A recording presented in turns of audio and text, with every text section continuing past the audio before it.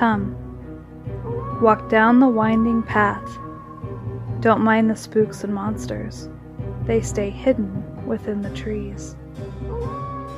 There are mysteries in this world that you need to know, and paranormal truths that need to be told. Come, step up into the caravan while we share tales of old, as well as new accounts about things you thought only existed in your nightmares.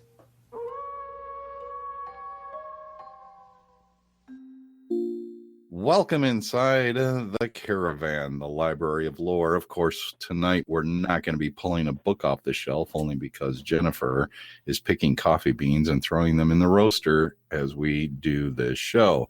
So what we're going to do in lieu of pulling a book off the shelf, we figured we would actually rub the crystal ball and speak to somebody about some personal experiences in the paranormal.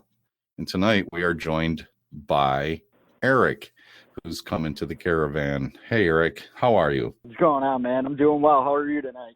I'm doing well, too. Thank you. You did contact me some time ago, and you shared some personal, kind of strange events that have been taking place at your place of employment.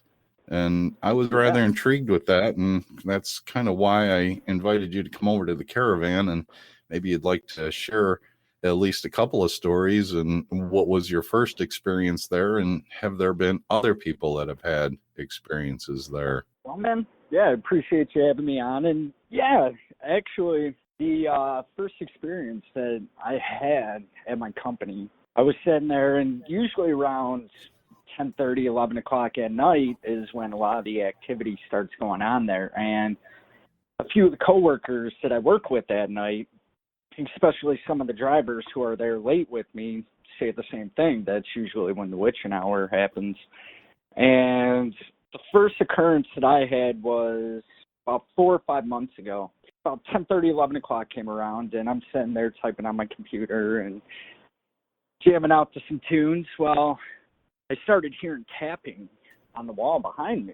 And I'm like, all right, probably something going on outside, Well, next thing you know, a few minutes later, heard it again, but it was closer on the wall. So finally I got up and decided to go check it out and see what was over there, and nothing was there. So I'm standing there scratching my head, I'm like, all right. Well, I go back, sit down, then, the filing cabinets that they have outside of the doors, those plastic ones where you put the mail in and everything for right. your coworker the next day. Yeah, well, I heard tapping on that, and I turned and looked around, and no one was there. So that was the first experience. But as time started going on, around... It could have been something mundane, like a critter or something running around in there that might have tapped on it, or did you have any thought, or did you just blow it off altogether? I just blew it off altogether. It was one of those of, well, we'll see if that happens again. No, that's understandable. Crazy. As time went on, the bathroom doors were opening and closing. Talk about freaking out there. That scared me a little bit. I would imagine. Well, it was like the same exact thing. Around 10:30, 11 o'clock, I'm sitting there typing on the computer, and I had heard the bathroom door open. And it actually happened again as of recent. I want to say it was 2 nights ago it happened. And one of my coworkers who was sitting inside the office heard the bathroom door open. And no one else but him and I were in that room. And that freaked the both of us out. He's like, what the hell is that? Yeah. Right. Let me ask you a question. What kind of bathroom doors are there? They're the kind that you just push open, or do they have a handle on them that you have to turn the handle and open it? They're the kind that you push on. And over in that area, though, like, there is no wind space or, like, wind tunnel for those doors to just randomly push on their own. They're they're a little heavy.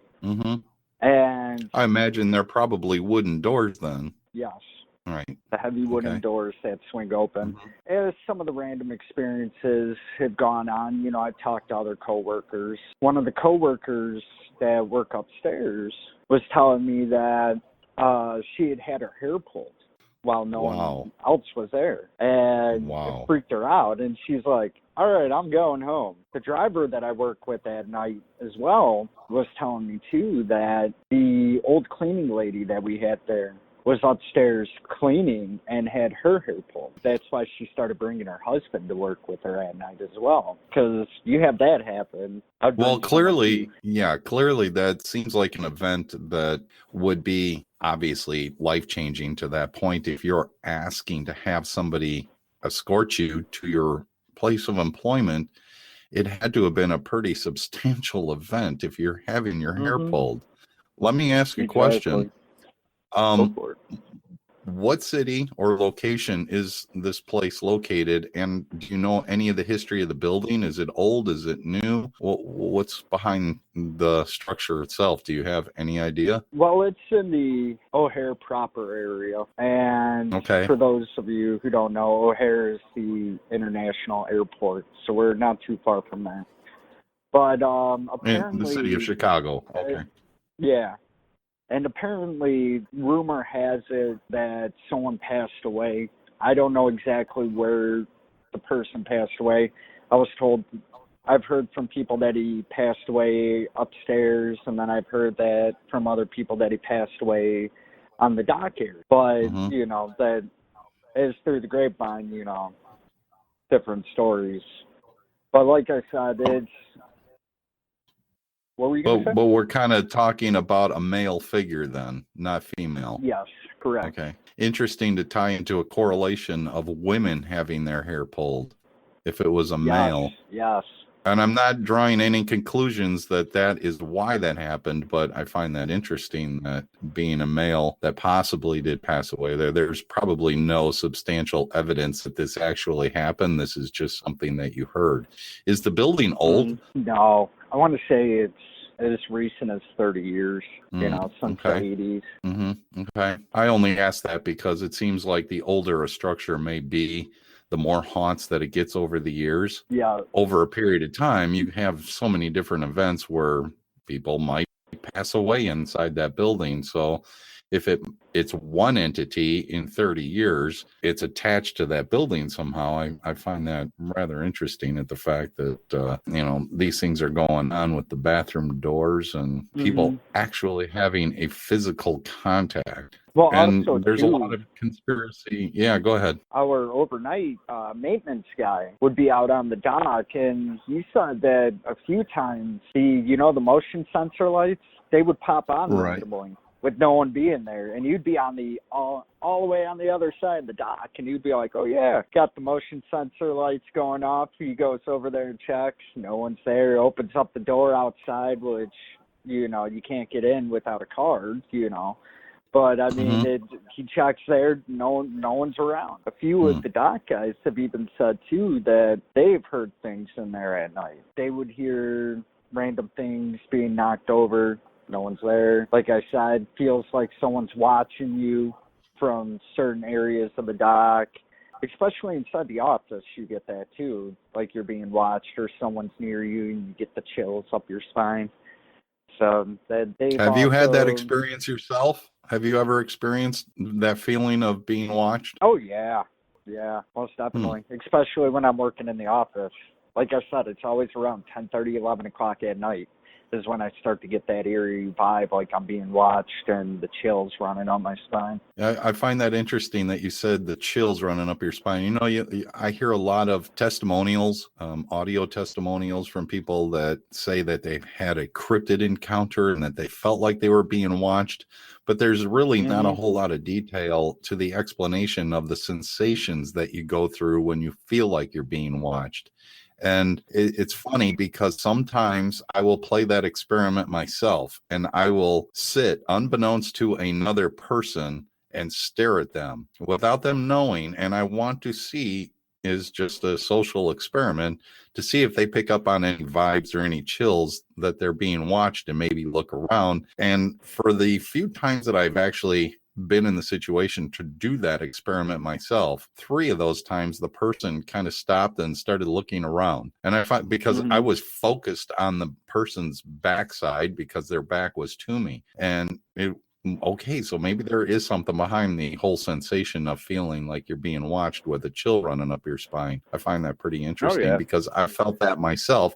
And it's like you almost get this a quick shake through your body where it's like, whoa, what am I feeling right now? And you're looking around going, is there somebody standing behind me? Or it's a strange sensation. So if nobody's experienced it yet and you do, it's strange. Well, it's go ahead. Even too, with just the eerie feeling of getting the chills down your spine, I mean, being in those situations, it's just, it makes my stomach feel uneasy because, like, even when I was younger, especially at my parents, get an uneasy vibe in the basement down there. It's like you feel like you're being watched from certain areas, and it's just, I hate that feeling. And no, it is very Like, unsettling. it's just nasty. I'm not a fan of it. I don't think anybody's a fan of it. The worst, though, I will say, is when you're driving home and after you've been watching like scary movies or something, you're sitting there driving home and you look in your rearview mirror and you're like, yes, no! Start to get that weird, uneasy feeling like, there's something in my back seat. Am I thinking too much about this? What is going on? And of course, there's always a prankster out there that will, lay down in the backseat of your car on your way home and then sit up on you. And that'll ruin the rest of your life. But so going back to this whole situation of you at work with that sensation of being watched, did anything transpire after that sensation came about? Last week, I was sitting there doing some work, and it was weird because I had heard, after hearing like the tapping noises and whatnot again, I had done some more. I was doing some more work, and next thing you know, I heard the chair right next to me start to roll on the rolling mat, and I saw it turning a little bit. And right then and there, as soon as that happened, I got up and took off. I'm like, nope, not staying around for this. I'm getting out of there. So I shut everything down. It was one of those typical office chairs that rotate and has wheels on it, huh? Yep. Yeah, that was scary. I mean, and it just moved up all on its own. Well, not that it moved up on its own, because a chair is an inanimate object, but some sort of force or energy caused the thing to turn and start to roll a little bit. Is that what happened? Yeah, like I was saying, I was sitting there typing away, getting all my paperwork in order, and I started hearing the tapping on the wall again. And within a few minutes of that happening, I heard the chairs start to roll, and I turned and looked, and I saw it move and turning just a tad bit. And after that, like I said, as soon as that happened, I turned everything off, and I took off. I wasn't waiting around to find anything else out. Well, I can't say I blame you. I've got so many questions that go through my head of what type of whatever it is. And I'm not saying it's a ghost, but that's why we do this show, because our show is based on what if. So if it was a ghost and it has the ability to move physical objects, now there's a lot of research that consider any type of entity that has the ability to move an object is referred to as a jinn. Now, a jinn is a little bit more of a darker entity from my research and understanding. But if other entities do have the ability to move an object, I find it really interesting that it would have chosen a chair because it caught your attention enough to make you say, that's it, I'm done, and I'm leaving. And maybe that's what its intent was to get you to leave. Maybe it doesn't like the presence of people in the building where it can't move about freely without people making note of it. I don't know. This is all what if, and, I'm just it definitely really fascinated. Did its job. Well, that's kind of what my point is, because if I saw a chair move by itself, and look, it's been used in horror movies, where the rocking chair in the corner of the room starts rocking by itself.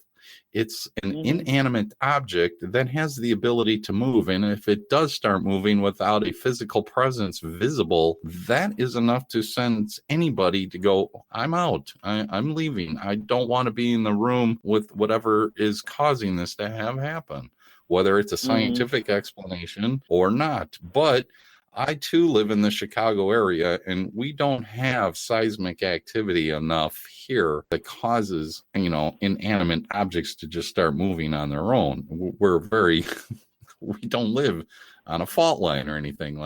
There is fault lines here, and we do have minor quakes. Look, I would have attributed it to an earthquake immediately, but with all the activity over the periods of time that you're having in this building, there has to be something else that's going on there in order to create a chair to move and for doors to open and for hair to be being pulled. Well, also and the too, lights, the motion lights. Well, go ahead. One of my drivers about 2 months back was telling me that he was sitting there and he was filling out his paperwork, getting everything taken care of for the night. And next thing you know, from the kitchen, he started hearing noises coming from the kitchen. He didn't really describe what the noise was, but he was hearing the noises. And he's like, all right, probably the sink or the refrigerator doing something. Well, he heard the noise again a few seconds later.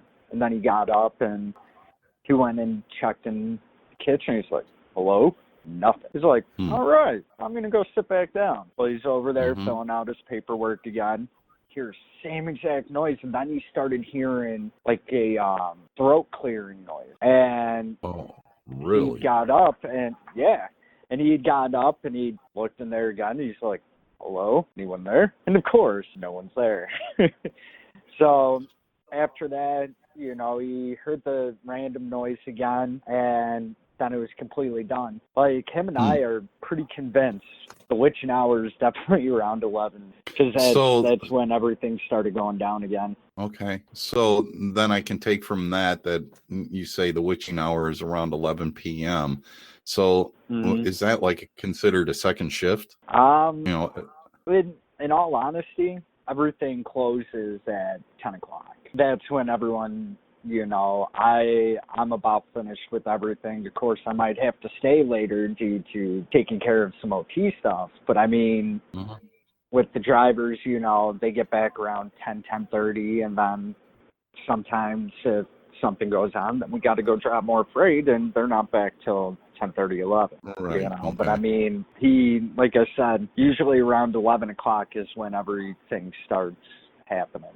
Okay. And I guess the only reason why I brought up the second shift thing was if there's people that are working during daylight hours or in the morning, have you heard anything from that group of people to say, wow, something really strange happened, whatever it might be? In all honesty, no. I haven't really heard anything about the morning wise, but I know I've had some of the coworkers working there on weekends, around 11 o'clock in the morning, 12 o'clock in the afternoon. Someone had said that they'd seen some freaky stuff there, but they didn't get too in depth on it. They're just heard some freaky things going on, and took off.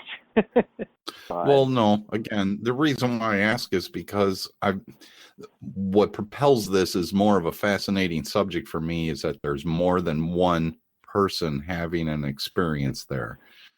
In other of testimonials, it's usually one or two people will have an experience either with a haunting or a ghost or a cryptid or whatever it may be. It's usually a solo, maybe two people at times. But when you have a series of people that are expressing that something strange is going on here, that's where the fascination comes in for me, that there's clearly something going on there. Just what is it that you can put your finger on? And I don't know. It might be a neat place to set up an EVP and see if anything ever gets recorded. Are there any kind of security cameras there that run 24/7 or anything that might pick up any activity there while nobody is there? To my knowledge, I'm not aware. I really don't know. So okay.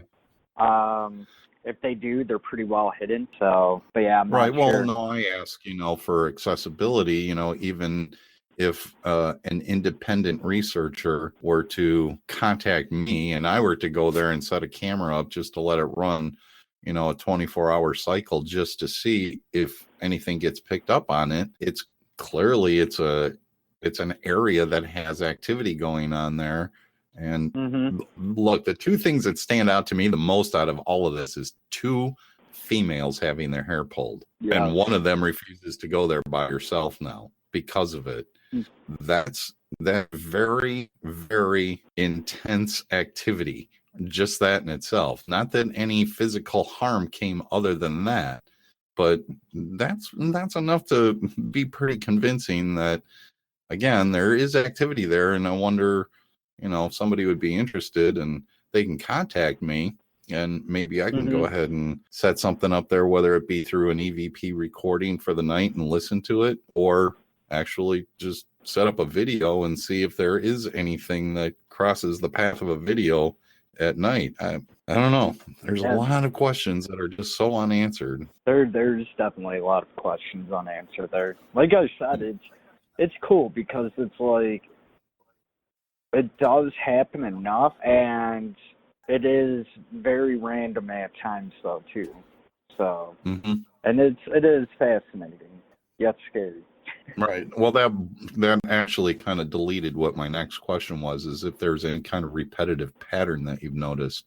But it seems to happen at random times unexpectedly, which actually is probably the worst kind of haunting because you can't pinpoint when an activity might actually take place when it happens randomly. Well, yeah, exactly. But I mean, like, when it does happen, though, it's between 10:30 and 11. At night. Right. That's do you feel any activity? Right. Do you feel any activity outside of the facility, like in the parking lot or anywhere outside in the perimeter? It's only within the confines, huh? Yep. Well, maybe it's barriered between the walls there, or has an association there, and it just doesn't leave that barrier. See, I find that I don't know. I find that kind of compelling too. That a lot of places, once you exit, the feeling kind of dissipates and it doesn't seem to exist outside the building. It's not like it's attaching itself to you and you feel it when you leave. So that's pretty interesting. Another creepy thing is like sometimes throughout the night, like I said, be typing on my stuff and working, it'll sound like a vacuum and it's going off upstairs, like someone's using the vacuum, but I'm the only one in the building.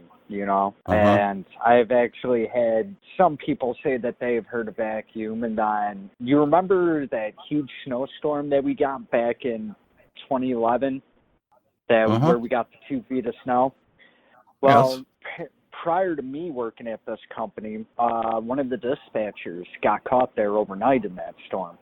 And he was like, he refuses to talk about anything of that, but he said that upstairs is pretty freaky and you hear a lot of scary things up there, he said. And like I've asked him, I'm like, well, what'd you hear? He's like, dude, I ain't getting into it. He's like, you just need to know it's freaky. Really? Wow. Yeah. I wish he would get into it. Yeah. Because immediately my mind goes to children screaming or what? What exactly are you hearing that's really freaky? But the vacuum cleaner thing, I find that interesting. I don't want to keep using the same word over and over again with it being interesting. But if you're hearing what sounds like a vacuum cleaner going on upstairs above you and you're the only one there and there's no cleaning crew, what's causing that noise? I'm sure you're familiar with, what the furnace system or boiler system and the air conditioning system must sound like. So if it's an odd sound that sounds like a vacuum cleaner, it's kind of taking it out of context from being a standard type of noise such as HVAC or some electronic device that kicks on. That could very well be. But I mean, like I said, there is certain times where it does sound like a vacuum is being ran upstairs.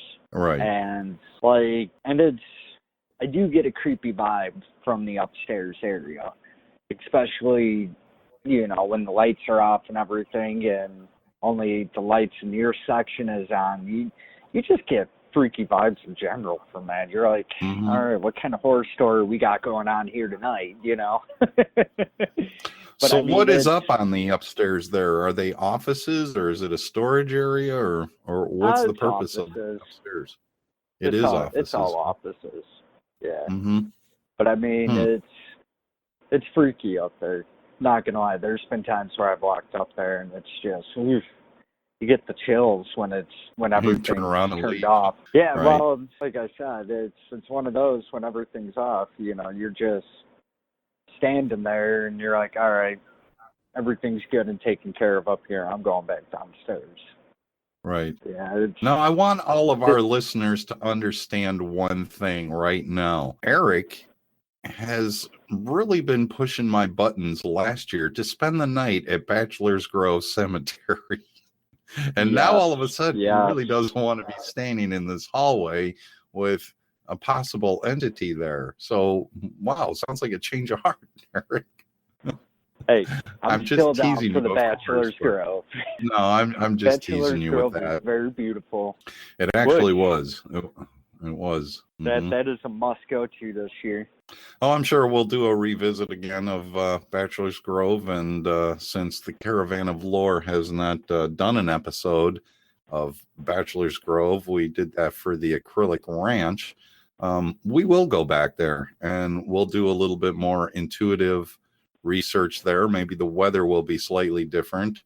But when we went there, it was a very serene and peaceful day. And of course, that gentleman was there and gave us so much information about all the activity that did take place at the cemetery there. And you were extremely knowledgeable of the history that happened there. I learned more from you than I did from reading or watching any videos on Bachelor's Grove.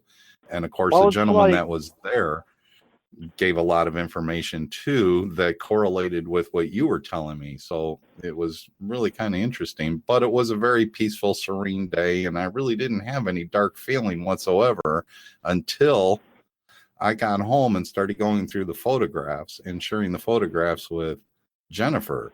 And we saw a couple of things, and I shared the photographs with Shannon LeGros at Into the Fray Radio and Kathy Stewart. And we all got the same kind of creepiness from a couple of the photographs that I had taken there of a face that was peeking around behind the headstone where the baby is buried. That creeped me out. Looking at that face, and Jennifer did not want to even go back and look at that picture anymore. She was done. She's like, that's it, put it away, because there was something really sinister peeking around the corner of a headstone. And here I'm the one that took the picture. So yeah, we will definitely go back there, you and myself, and we'll do a little bit more investigating there. See, that's the thing that I love about Chicago in itself. There's a lot of rich history when it comes to apparitions and ghosts and all that other fun jazz, especially on the south. Yes, especially on the south side of Chicago, and I'm not talking south sides where everyone gets confused on that. I'm talking, you know, Archer Avenue and 83rd type area, which is Lamont. You know, they have that Archer Avenue down there is an old Indian trail, and that area is haunted over there. Even they have Monk's Castle, which is right through there, which is very beautiful, and I would like to take you there eventually. And of course, you have Bachelor's Grove, which is off of the Midlothian Turnpike and so on and so forth, which that's a very wooded area, and it's a very cool area. And if you're ever out in Chicago, I recommend checking that place out. Just don't go out there after night without a permit, because you will get charged with a felony for trespassing. But I mean, fact of the matter is Chicago has got a lot of history. And up in like the northwest suburbs in Buffalo Grove and the Palatine area, they have haunted cemeteries up there. You have Munger Road. You've got Shoe Factory Road, which I'm not sure if that the farm area is still up over there, but you got Shoe Factory Road out there. I mean, we have a lot of good stuff out here. Oh, sure we do. No, I did the Acrylic Ranch and went up to Cuba Road, which I was going up to Cuba Road back in high school, which was a long time ago.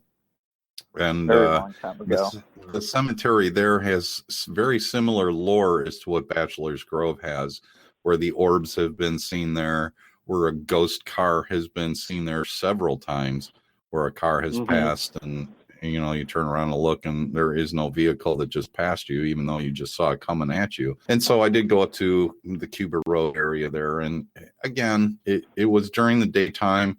It was very peaceful when I was there. It's a very tiny cemetery. I mean, it's very small. It's, no bigger than some people's backyards, but it's still, it carries that lore with it. And clearly something was going on there too, to have so many different witnesses from all different walks of life that have they've seen things there, and they made notation of it, let alone how many people did see something there that never said anything to anybody about it. And that's one interesting thing about hauntings and sightings, etc. You only get the percentage of the story from those that are willing to share it. How many people see something but don't tell anybody about it because they don't want to be, criticized for being a nutcase or whatever. So, there might be a lot more to the story than what we're really being made aware of. Exactly. Well, like even too, like I've had some family go out to Bachelor's Grove. I'm going to use that place again.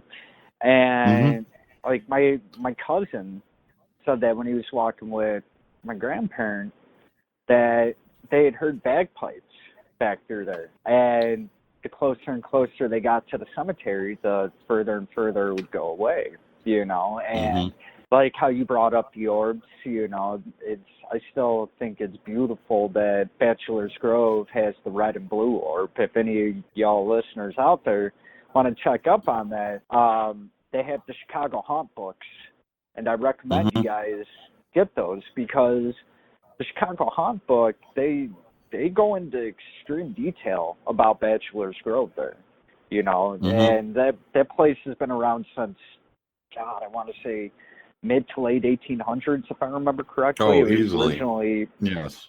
Yeah, it was originally a German settling township, and like I said, there's a lot of cool things that happen there. And then, like I had mentioned, Monk's Castle, so it's freaky because there's this one spot, like it could be like 90 degrees out, but you get to this one spot there and you just it transitions to cold in a flick of a wrist. And I mean, it's crazy. And did you experience that? Oh yeah, I've experienced it. I even took my buddy over there about 4 or 5 years ago. He came back from the military, and he'd always wanted to go and check out some of these haunted areas. I'm like, dude, let's do it. It gives us a chance to hang out. And I brought him there, and I showed him the tombstone that had my great-grandmother and great-grandfather's name and my grandmother's name all on that same tombstone. It was kind of freaky. And right over in that area is where it's like a 20 to 30 degree difference. So, wow. Yeah, that's pretty extreme.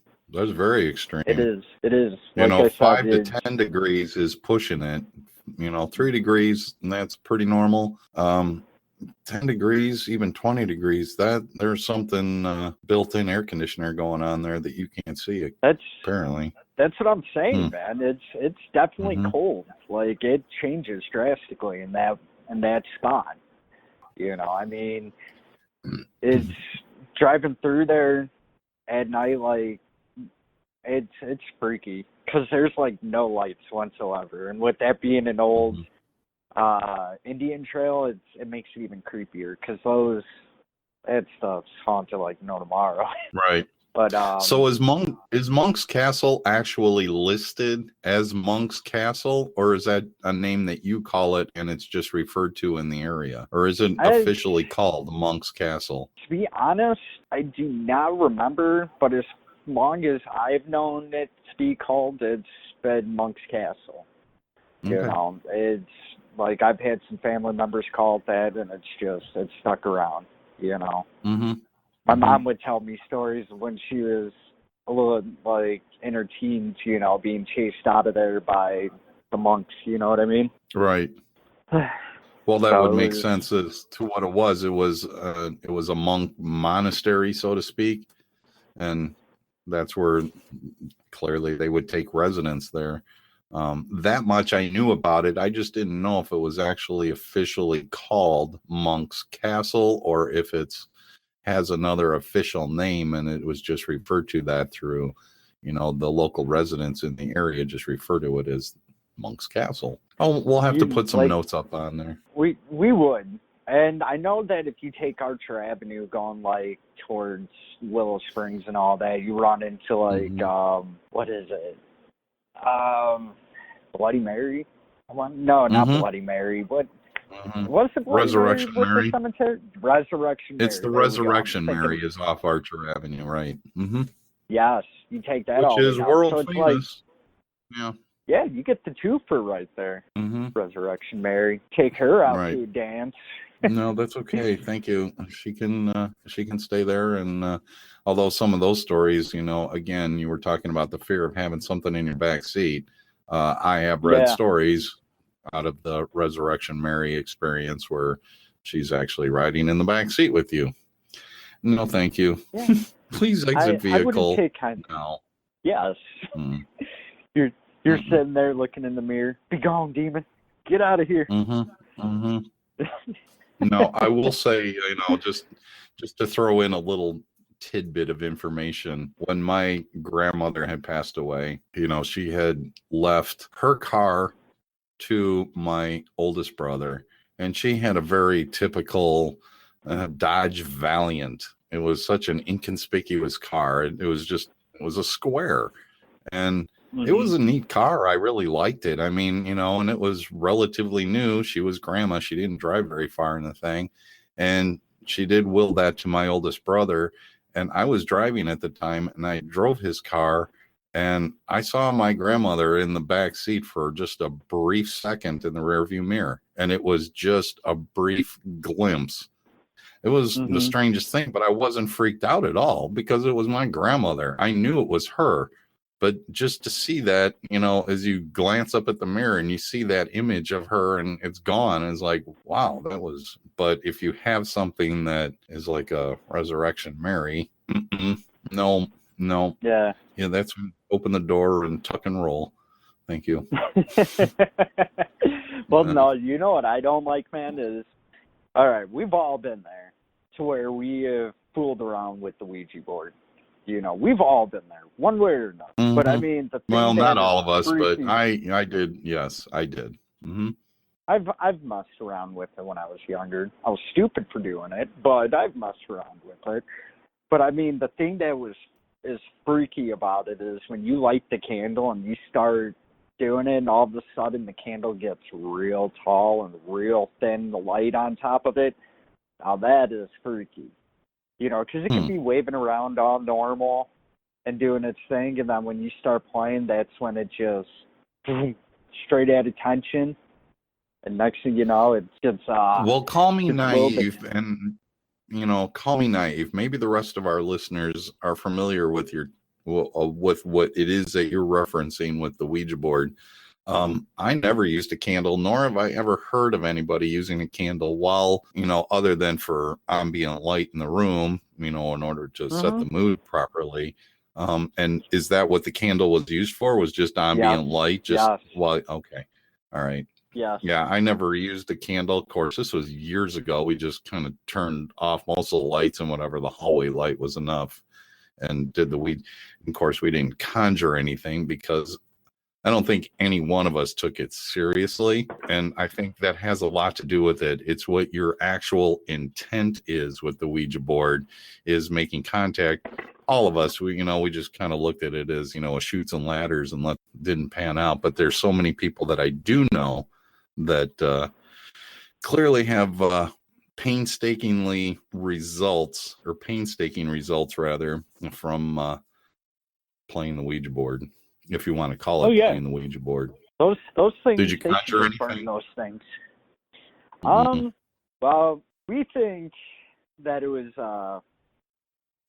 at a relative's house we did it, and the relative's house actually got they had a ghost in there, and since then it was like a lot of freaky stuff that went on there, and I mean anything from shadow figures to orbs to hearing noises and being touched and pounding on doors. That's pretty much the gist of it. It's a lot of freaky things. I don't like being Mhm. there. Well, I do like being there, but I mean, it's freaky with some of it because, you know, you get the eerie vibe, and of course, like there was one time that I was watching my my cousin, and it was like we're young.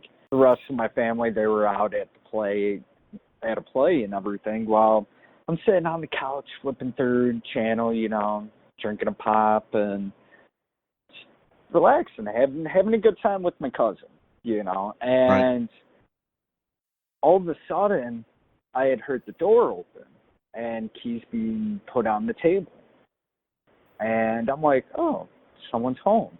And like I had heard, and I'm getting chills just talking about it right now. It's freaky. Mhm. It sounded like I had heard footsteps walking into their hallway, you know. So I get up and I'm like, because some time had went by, I'm like, I thought someone came in. Well, I go and investigate, and no one's there. It's like, oh my God. And like I said, I'm getting chills, my hair's standing up right now. But Mhm. that freaked me out like no other. And then I want to say like a few years back, we taken like random videos throughout the house and whatnot, because it was a family party that we had, and all of a sudden an orb flew into my cousin, which was kind of freaky. And this is a different cousin, but it flew into him. It was like, Wow. oh hell Really? no. Yeah. And he had said too that a few years back, I want to say it was like 3-4 years ago, around that time frame, that one day he was over there and he had said that he was doing something at the sink and he saw a shadow figure move across the backyard. And then he walks into the kitchen, like where everything's open, and he saw the shadow figure walk past again. And he goes and he looks and no one's there. So it's Hmm. like there's some freaky things that go on there occasionally. That's why I don't like staying overnight. But that's all in the same area, isn't it? Up here in northern Illinois. Yeah. Mm. It's Mm-hmm. definitely northwest suburbs, I can tell you that much. Okay. Well, an orb ran into him. I'm stunned Yeah. by that one. Oh yeah. We even watched Do the you video a few remember times. details of it? Was it, this big orb, little orb? It Because was tiny, like a tiny yeah. blue. Mm-hmm. Oh, blue orb. Mm-hmm. Interesting. It Again, was with the like, word interesting, but but this is true. But I mean, it's wow, like I said, it was kind of like a bluish orb, and it uh-huh. was real tiny, real tiny, and it wasn't dust because, like Uh-huh. I said, it came up out of nowhere, and there was no reflection on the camera, nothing. It was actually a cell phone that Mm-hmm. we took the video on, and because it was a happy moment, with some things Mm-hmm. going on, and people are excited, and hey, you just see the orb go. It's like, oh hey. But I Wow. mean, like the shadow figures and all that, they're my people that have gone to the house have said that they've seen the shadow figures, and that they felt the cool spots and heard things and have had like experiences, because the same cousin that I was watching, one of my other family members were watching them, and he was playing with his toys, and looked over one of my other family members and turned and said, hi. It was like backing up, and my mom Mm. and the family members were like, oh, you can stop it now. We've had some good times in that house. Would you consider, like, your mom or your dad being extremely sensitive to activities around them, or do you just kind of notice it hit or miss in the family that some people are more sensitive than others? Do you know if your parents are sensitive to any activities around them? Like my mom's seen ghosts, Mm-hmm. We've all had experiences, but it's everyone that I've talked to that has had an experience, you just see, like, for instance, my mom, when she was younger, when we lived on the south side, she was doing laundry in the basement and had an entity punch her in the back, Oh, you know. jeez. And she turned and looked around and no one was there, and she thought it was my uncle, and they're like, yep, nope, getting the hell out of here. Mm. You know, and like when I was younger too, you know, I want to say I was like 5, and I was being a disobedient little turd. You know, my grandmother told me, she's like, yeah, you stay away from those stairs. You know, I'll be right back. I'm gonna go in the other room. I'm like, okay. Mhm. Well, me being the little, you know, turd would run downstairs and be like, hey, I'm being defiant. You know, well, this one time, it kind of bit me in the butt because I was going down the stairs and I turned and looked, and I saw an old lady walking across the basement floor, and the old lady had turned and looked at me and started walking towards me, and I screamed like bloody murder. My grandma comes around and she's like, what happened? I'm like, I saw an old lady downstairs, you know, and like she was asking me and had me describe it to her, and I forget exactly what I described to her, but apparently she and my mother and a few other family members had seen that same entity, you know, throughout the house. And yeah, it was like they said that they'd seen her like down the hall and everything, and like my grandparents' door frame, and you know, just seen her in the basement like I did, or just throughout the house in general. Wow. Oh yeah. Wow. That one chills me right there, because you painted that picture so well of explaining having her stop and then look at you. Yikes. Yeah, it walked right towards me, scared the That's ever living crap disturbing. out of me.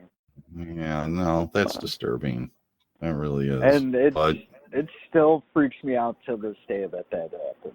You know, I'm I sure it mean, would. like, I'm sure it would. I've seen other things of that nature, you know, like, for instance, at my parents' place, you know, when I was still living there, I used to keep, like, Mardi Gras beads on the door, you know, and what would happen is like, I would sleep with the fan on, but it was like, the air wouldn't produce enough kickback to move the Mardi Gras beads on the door, you know, so I would, like, hear, like, the beads bouncing off the door, and, like, I could clearly hear it. Now, to mind you, it's a pitch black room, you know, and it's freaky because, like I said, you just hear them bounce off the door and bouncing and bouncing and bouncing, and it's like, all right, what is that? Grab cell phone, turn on the flashlight that's on there, not moving, like, still. And it's like, oh, okay.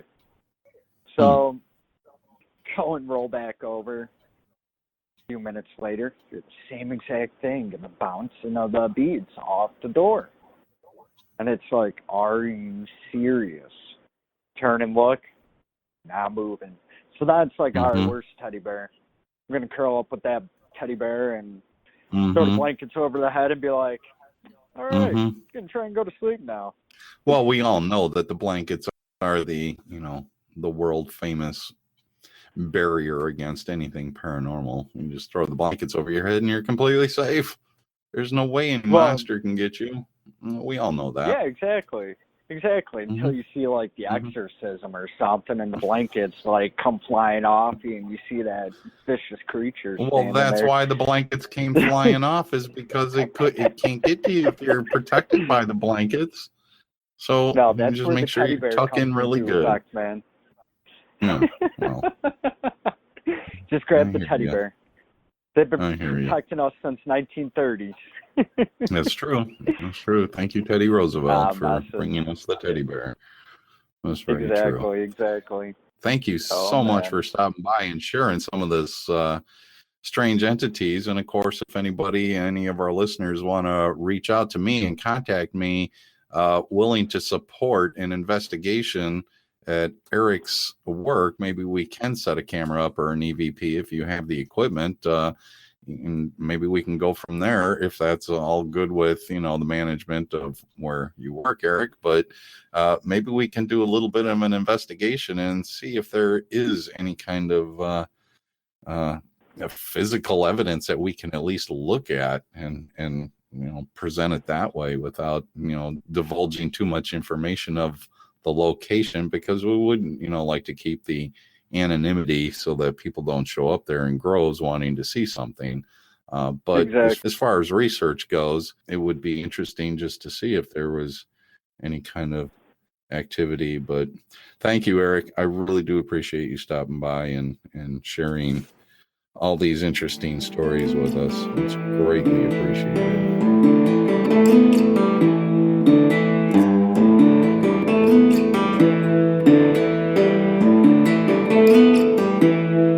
Watch your step, lest you move on death. It lay there cold, eating underneath your last breath. Hold your tongue, still I've gone. The beast that follows is close, but we'll move on. Snake eyes always on my tail.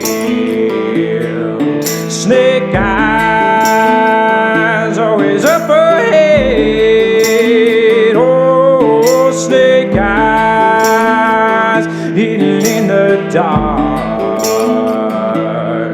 Snake eyes better catch a spark.